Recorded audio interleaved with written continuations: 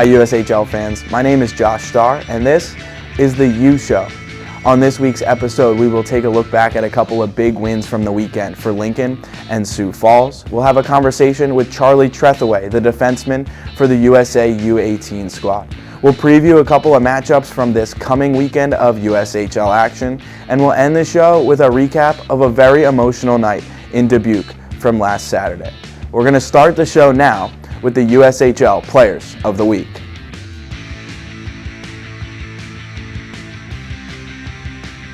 This week's Forward of the Week is David Deputy of the Muskegon Lumberjacks. He scored 4 times this weekend and had 8 total points in 3 games, including scoring a goal in all 3 of those contests. He had his second career 4-point game on Sunday against Youngstown with a goal and 3 assists against the Phantoms, and in 13 games for a recent acquisition for Muskegon, he has 13 points with his new team. Overall this season, 34 games and 29 points for Deputy. This week's goaltender of the week is Harrison Bettiger from the United States U18 program. He had 2 wins against Tri-City this weekend and in 8 USHL contests so far this year. Has a .913 save percentage. He made 27 saves on 29 shots in a win on Friday. The defenseman of the week is Tanner Henricks from the Lincoln Stars, a 2024 4th-round pick by the Columbus Blue Jackets, and he put on the offense this weekend for Lincoln. A goal and 4 assists for the Stars in 2 wins over the U17s. He had a pair of assists in both contests. On Friday, a goal and 2 assists for a 3-point night, the first of his USHL career.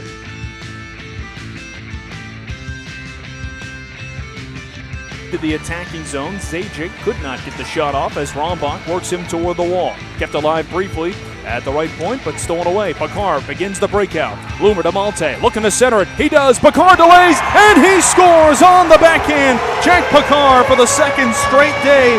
He picks up goal number 13. It's 1-0 Stars. 2 huge offensive performances by teams this past weekend.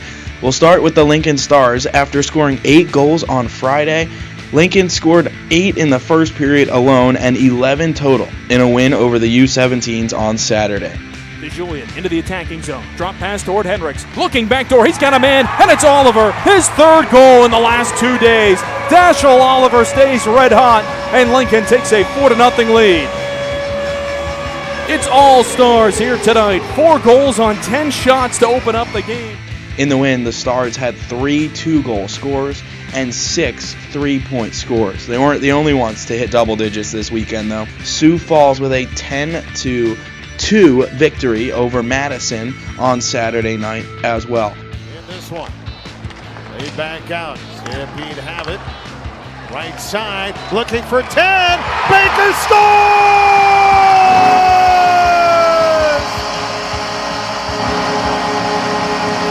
Austin Baker! 10-2 Sioux Falls! 17 of 20 skaters for Sioux Falls registered a point. Ethan Wittenbach and Noah Ernest each scored 2 in the big win for the Stampede.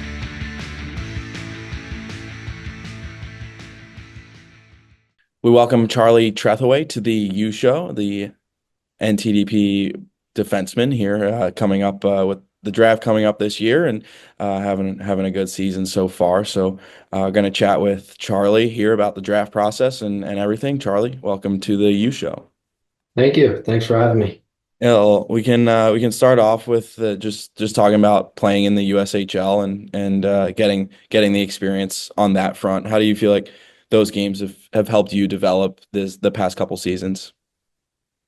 Yeah, I mean, it's been awesome. It was a big step coming from AAA, which was a great experience, faster, bigger guys. So I really think it was a big learning step for me. And, it allowed me to develop against bigger, stronger, better players than I was playing before. So I think it was definitely a big deal.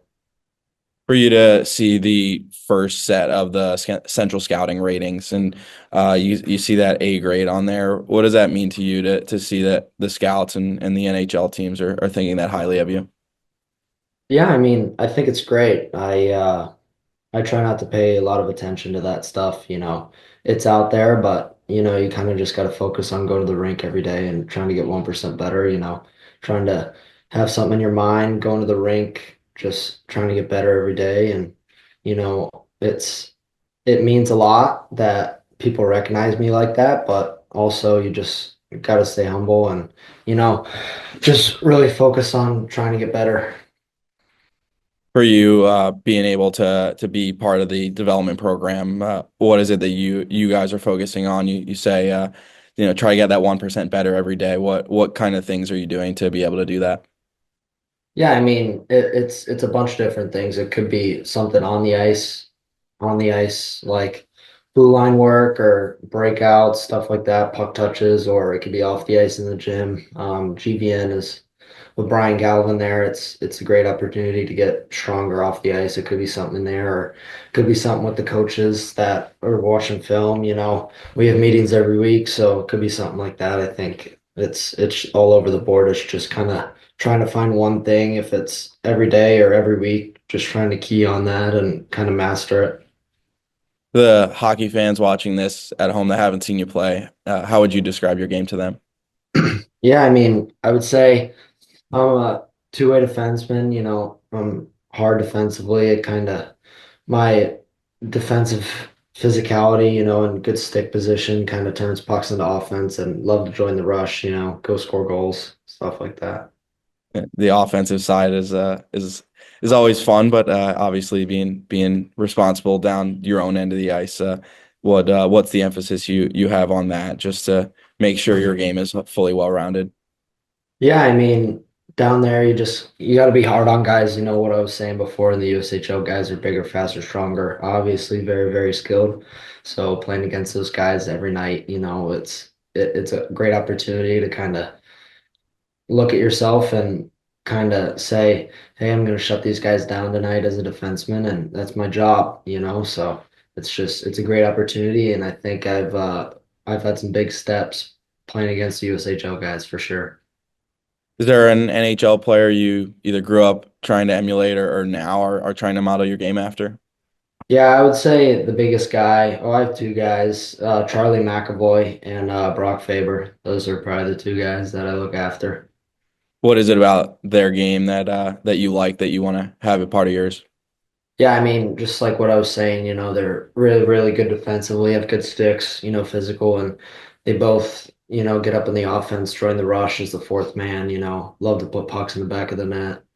They have great outlet passes coming out of the D zone. They can break the puck out really good. So, Away from hockey, what are the things you like to do? yeah, I would say I'm a big fisherman. I love to golf too. So, fishing and golf are probably the biggest two things. Yeah, fun stuff to do in the summer, I guess. Yeah, yeah. Yeah, big warm weather guy. You're from Maryland, but you Yep. spend any time in warmer climates to be able to do that stuff? Yeah, I mean, not so much. I think it's just I don't have much time during the season, but I go back to Maryland in the summers, and obviously it's a little warmer than the places up north. So it stays warmer for a little longer, which is nice too. Sometimes in the spring when all the northern states are a little colder, Maryland's nice and warm. So yeah, it's great down there. I we have some water systems in my house that I love to fish and going golfing. It's a great spot. Go out with my buddies. So yeah. Nice. Yeah. You a video game guy at all? Yeah, somewhat. Yeah. Yeah. Yeah, I saw Tiger Woods and all of them are announced for the new game this year. Yeah. On the cover, you guys have any competition there amongst the team with whatever games going on the road or just hanging out during the week? Yeah, I mean, there's a couple guys that play more than others, but yeah, we jump on at night sometimes together, play some games with the boys, love it. It's fun. Yeah. Back to the hockey side now. I know you said you try not to think a ton about the draft, but what has the process been like for you so far? I'm sure scouts are at the games, and you talk to whoever talks and being able to just go through the process. What's it been like?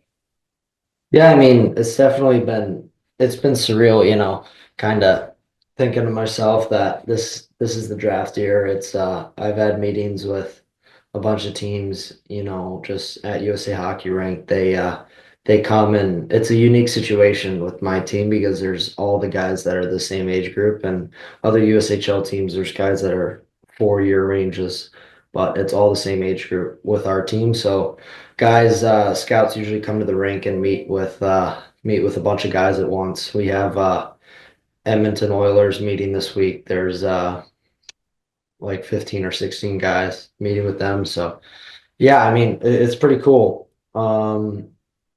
It kind of slowed down towards these last few months, but early November, October-ish, it was pretty heavy. So it was pretty fun, kind of just getting more comfortable as you get more meetings. But I mean, yeah, it's been awesome, just trying to live day by day and just, looking back at it, it's a great experience, and I'm still in it. Not saying that it's over yet, but I'm looking forward to the times to come in the draft and the combine and U18 Worlds. It's going to be a great opportunity, and yeah, it's been awesome so far. Yeah, nice to have that perspective a little bit, just keeping it day by day, but also appreciating, the process and the time you're in. Is it helpful to have some of your teammates just going through the same thing at the same time as you, to just be able to have some kind of, they're literally your teammates, but just to have some friends going around through the process at the same time? Yeah, I mean, definitely. It's definitely a great support system to have other guys on the team going through it at the same time. There's some guys that are that are younger. They're in the next year's draft, so those guys, it's great for them. They get to talk to the guys that are going through it right now and see what they're going through. So they kind of know what it's going to be like. But for the guys that are going through it, you don't really talk about it in the locker room, but you can ask questions about the meetings, or hey, how are these guys and stuff like that. So it's definitely easier, and you get kind of a heads up from what was going on. So yeah, it's definitely awesome to have that. For you, before you get to the NHL organization, whoever it is that drafts you, you committed to Boston University. What is why was it important for you to take the college route there and head to BU? Yeah, I mean, I just thought it was the best place for me to develop, get to that next step after I get drafted. It's kind of the mindset of going to BU and developing and kind of getting my game to a spot where I can eventually make the jump. So, and I thought that was the best place for me to do it and could get me there the quickest. We'll wrap up with this. Your pitch to the NHL teams. Why should they draft you? Yeah, I mean, I would just say they know they've watched me a bunch, right? They've watched all the kids on our team a bunch.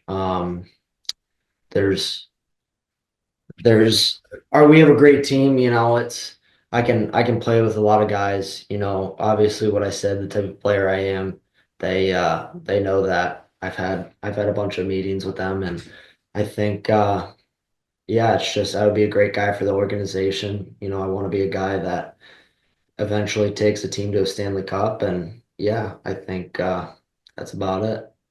Building that winning mentality, that culture now with the program, and bringing it on to BU and the NHL.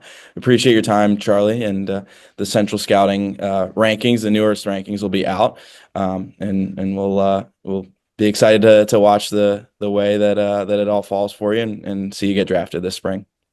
Awesome. Thank you so much. Thanks to Charlie Threthewey for joining the U Show this week. Now let's take a look at the top plays of the week in the USHL. Deflected Larilla's pass, he gets it back and taken off the play, and a turnover handled there by Des Moines.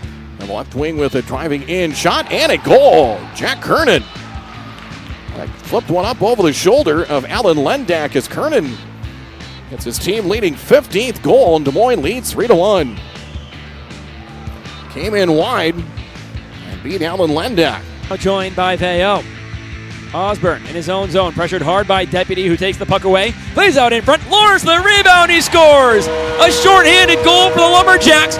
Another point for David Deputy. That's his fourth of the game on the assist in front for Tynan Lawrence. Now it's scooped free. Samuelson, nice work.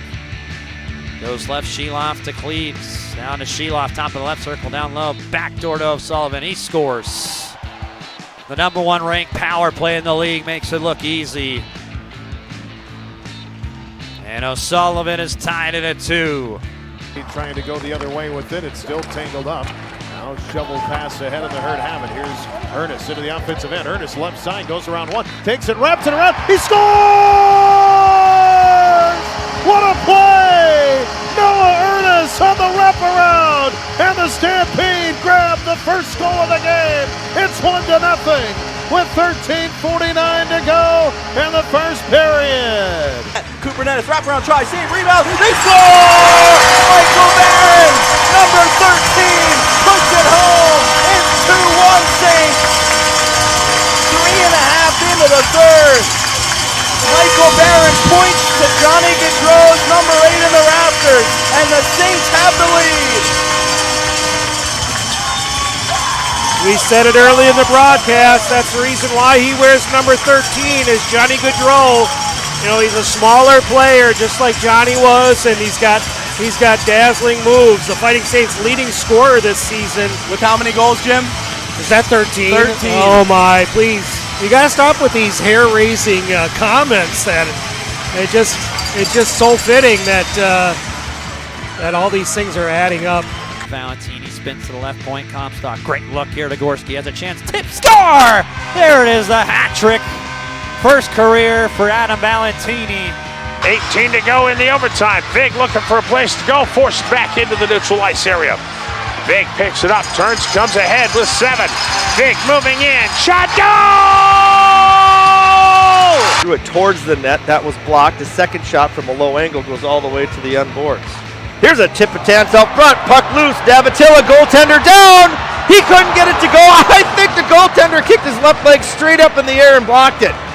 The Saints have it. They rush ahead. Morello and Ruohonen. Ruohonen, right wing, looking into the zone. Cuts to the high slot. He'll rip it. He scores! Heikki Ruohonen wins it in overtime. The Saints with a 4-3 victory on Johnny Gaudreau Remembrance Night. They pile on top of Ruohonen.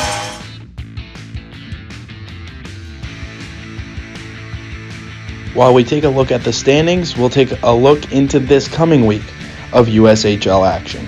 We'll start with the Chipotle All-American game on January 16th in Plymouth, Michigan. It'll be on NHL Network, and 45 USHL players will compete in the contest, as well as a few coaches. The game will be held at the USA Hockey Arena. Also this week, NHL Central Scouting has announced its newest rankings up to date for the 2025 NHL Draft. We talked to Charlie Threthewey earlier in the show about that, and so many other players seeing their names on that list this week ahead of the NHL Draft. Finally, wrapping up the coming week with the Madison Capitals hosting their 40th anniversary celebration on Friday night as they host the Chicago Steel.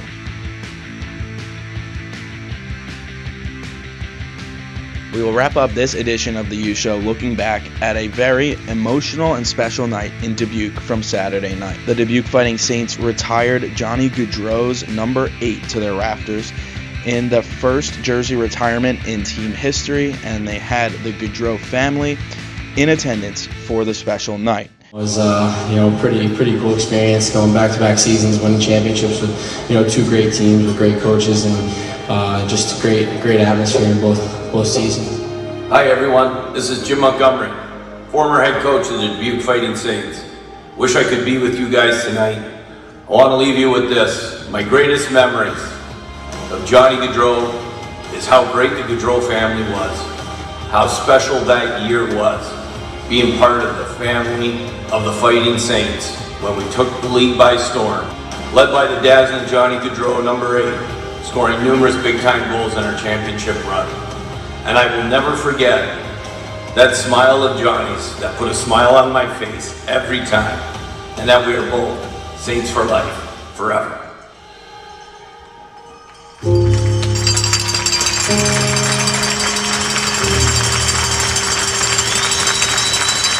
Threthewey.